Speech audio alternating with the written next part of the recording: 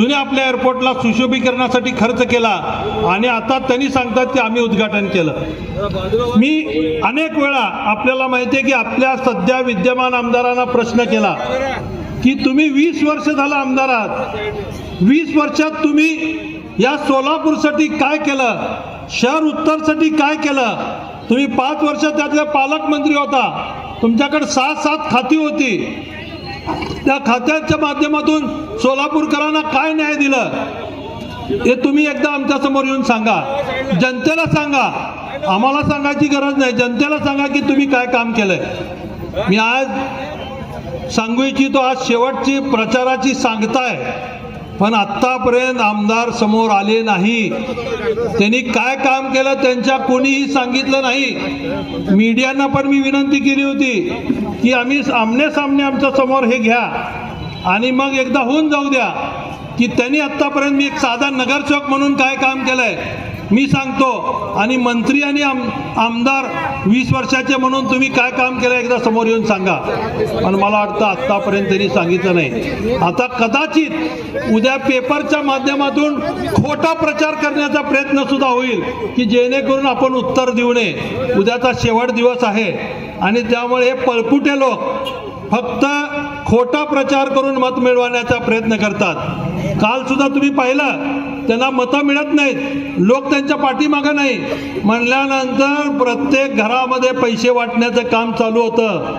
स्वतः आमदारांचे 2 भाऊ त्या ठिकाणी होते आणि त्यांनी बीडी घरकुलला सगळ्यात मेन जास्त टार्गेट केलंय की जेणेकरून त्यांना वाटतं की बीडी घरकुलचे लोक गरीब आहेत आणि पैसे घेऊन फुटतील आणि महेश कोटेला दाखवून घेतील तुमच्या बीडी घरकुलमध्ये सुद्धा तुम्हाला मतं मिळाले नाहीत। कालची जर सभा बघायला आमदार देशमुख साहेब तुम्ही आला असता तर तुम्हाला समजलं असतं, दोन्ही सभा जर तुम्ही बघितल्या असत्या तर तुम्हाला समजलं असतं की बीडी घरकुल कोणाच्या पाठीमागे आहे। कारण बीडी घरकुलचं सुरुवातीपासूनचं डेव्हलपमेंट, मग ते सुरुवातीला पाणी देण्यापासून जे बीडी घरकुलचे पहिल्यांदा बोरचं पाणी पित होते त्या बीडी घरकुलच्या लोकांना पाणी देण्याचं काम केलं, 4 टाक्या बांधण्याचं काम केलं।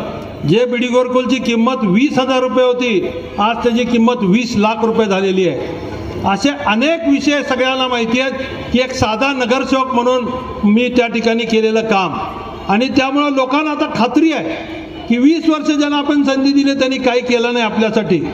एकदा त्यांनी ठरवलं ना तुम्ही कुणाला मत द्यायचं, किती नंबर आहे हात वर दगडून दाखवा, 1 नंबरला मतदान करणार ना तुतारीला।